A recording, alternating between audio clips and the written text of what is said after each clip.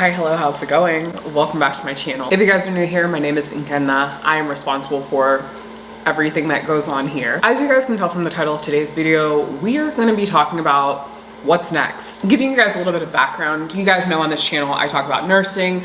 I really just talk about beauty, nursing, all of the things. I am the niche, as the girlies say. And as someone who is heavily involved in nursing school, I am at a point for the first time in 5 years that I have not had any leadership positions. I have some at work, but no extracurricular leadership activities. I volunteer at a soup kitchen, but outside of that, I'm not in school. I'm not on a national board or anything like that. I've just been chilling. And that's okay, because I survived working the front line of a global pandemic. I am very grateful to have made it out alive and sane. Now that that's all dwindled down, I mean, we're talking 2 years post-COVID, I can't help but wonder what is next for me. Again, as somebody who has always been busy, had my hand in a few things at a time, it is very weird to just stay still, and I've even described it as staying stagnant. And while I'm aware I have achieved so much in my 31 years on this earth,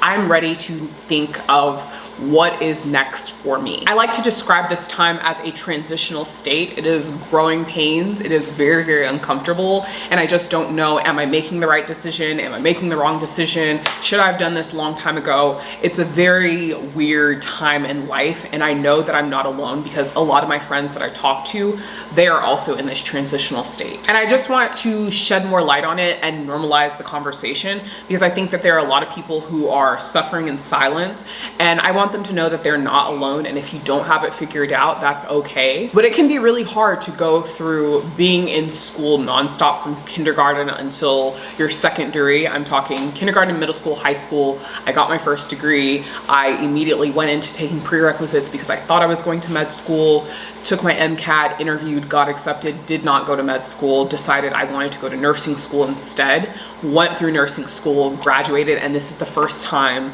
literally since the age of 4 that I've just been chilling. There's nothing else on the agenda. There's no future plan. I'm just existing. And again, that is okay. But now I'm like, okay, I'm ready to get some steam, some momentum going. I'm ready for the next thing. And I think I'm overwhelmed with the possibility, the endless options of things that I could be doing, that I get decision paralysis and I end up not doing anything at all. Currently, I live in New York City, and I'm just trying to decide, is New York City my forever home? Is it somewhere where I potentially want to go for grad school? Is it somewhere where I want to buy an investment property and move elsewhere? I say time and time again that New York City is very hard for a single person, but it's even more hard if you are a single person and you don't have any family. All of my immediate family lives in Atlanta. I do not have any family in New York. And every time that I come home to visit, so if it's not every month, then it's every other month or every 1 to 2 months. Every time I come home, I'm like, wow, Atlanta is changing so much. And, you know, I'm like, wow, I could buy something for what I'm paying in rent. Like, I could buy a mega mansion. Even rent is so much cheaper. You know, I just come back and I think there are so many things about Atlanta that I love. It's comfortable. My family's here. So I'm like wrestling between that and if I wanted to go anywhere else. I think one thing that travel nursing really did me the solid of is teaching me places I don't want to live. I thought that at some point I wanted to live in California. I have no desire to ever live in California. It's nice to visit, but it's not somewhere that I would want to live long term. And you want to talk about sustainable, being able to buy property, I don't think that that's attainable for me in California. I think at this stage in life, it's really important to set goals. Do I want to buy a house? Where do I want to settle down long term? What's next in terms of grad school? You know, what are my future career goals? I know that I don't want to do bedside nursing forever, and that is a major step to know that. But what is it that I want to do long term? Because I told myself I have 1 more degree in me, and after that, I can't do anymore. So I need to pick something that I'm going to feel fulfilled, feel like I'm doing meaningful work, and something that I'm not going to get burnt out of, and in 5 more years be like, I gotta do something else. I have to do a whole career change. Because I often joke like, hey, if I don't get into grad school, I am going to go get a master's in finance and go be a finance bro. I'm already in New York City. Half the work is already done. Jumping back to where I want to settle down, I've grown up in the suburbs, the city suburbs, but being in New York, that is the city, truly the city. And I personally don't think that New York is a place to raise children based on the way that I was raised. I want my kids to have a backyard. I want to have a dog or two and I want them to have a backyard. I also know, like I mentioned in another video, the room that I'm filming in right now is humongous, and I would say 3/4 of my New York City apartment fits in here. Another goal of mine, I'm about to sign another lease in New York City, so figuring out where is my community, who is part of my community in New York City. I'm reconnecting with a lot of girls that I was casual acquaintances with in undergrad, but I feel like at this point, being in New York City for 3 years, I should have more substantial relationships, if that makes any sense. I feel like I should have found my community by now, because I compare, and I know comparison is the thief of joy, but I compare myself to other people who moved around the same time and they've met their spouse, they've met their community people, and they're locked in. And I'm like, I don't need like a big friend group of 20 people. I just need a handful of quality people that I can navigate this life with. In terms of dating and talking about what's next in my life, I am personally off of all the dating apps. That will be a whole video on its own, but I just don't think that dating apps are for me. I prefer to meet people in real life, people through mutual connections if we're in similar organizations or we have similar interests. And because of that reason, it's very, very cold. Majority of the year, it's cold, rainy, atrocious weather in New York. So those 3 to 4 months that we get good weather, you really have to be outside trying to network and meet people. And truthfully, you can meet people anytime, anywhere. You can go out in the winter and meet the love of your life. You can have a Hallmark romance and bump into somebody in the airport, or somebody can send you a DM or whatever it is. Go on vacation and meet them at a soccer match. I don't know. I'm making up all these hypothetical things, but I think for me personally, I just am, because I'm not on dating apps and I'm not having that exposure therapy of meeting so many more people in a short period of time, I am then forced to focus on my career and focus on bettering myself.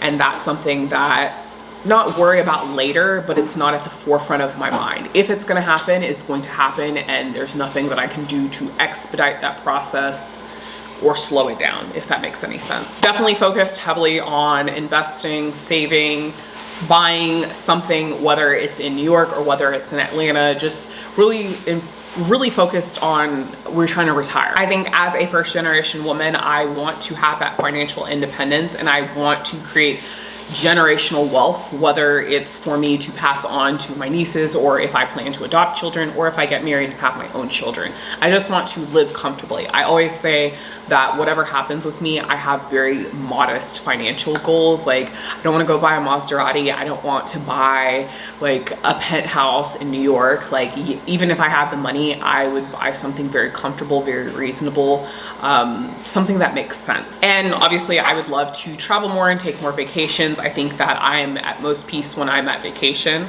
I recently just went on, I keep saying 10-day, but it was 12 days. I was in London, Denmark, and Belgium, and I had an amazing time. It was very, very cold and very rainy, very windy. I typically go to warmer climates in the winter to escape New York City winter, but I had a ball. I loved it.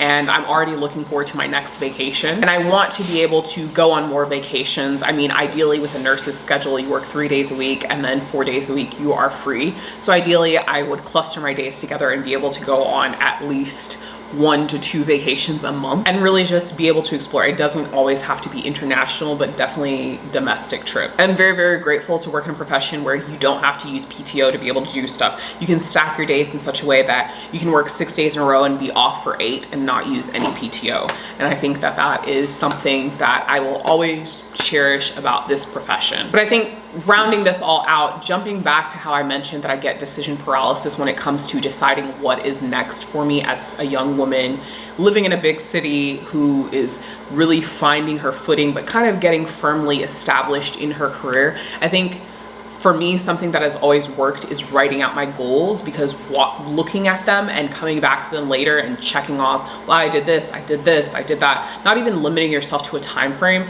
I think that time frames are good, but it can be very easy to beat yourself up if you don't achieve said goals in said time frame, or it might take a little bit longer, and that's okay. But writing them down, it makes them real. I'm not really one to publicize my plans to people. I always tell people, you know, even like people ask, what are you doing for grad school? And I say, I'm not gonna tell you now. I won't tell you until there's anything to tell you, if that makes sense. So once I get into school and I figure out how to, you know, navigate the system and I've gotten into school, then I will tell you how I did it. But in the process, when I'm in the thick of it, I'm not publicizing my plans because, of course, who wants to be the fool that fails? And I don't know if that's the Nigerian in me, if that's the, I don't know, I'm not too much into astrology, so if that's the Gemini in me or the middle child in me, I just like to keep things very close to the vest. And when it's time to talk, then I'll talk. But until then, I'm moving in silence, I'm scheming, and then I will make sure I pull people up along the way with me and I tell them exactly how I did it. It's never secretive, it's just, I wanna make sure that I have this perfected, I have this honed in before I open it to the masses and I don't know what I'm talking about. Because again, why would I talk about my grad school plans or any future plans? You know, why would I talk about buying a property in New York City if I haven't done it? I wanna talk about it once I've done it and I can say, hey, I've done it, here's how I did it. But yeah, I just wanted to chit chat a little bit about, you know, this weird transitional period that I think a lot of us are going through, but we don't quite know who to talk to about it. I think it is okay to be confused and not really know what is next, but I want you to know that you are not alone and it is okay to chat with people, because oftentimes a lot of people are going through the same thing, they just don't want to talk about it.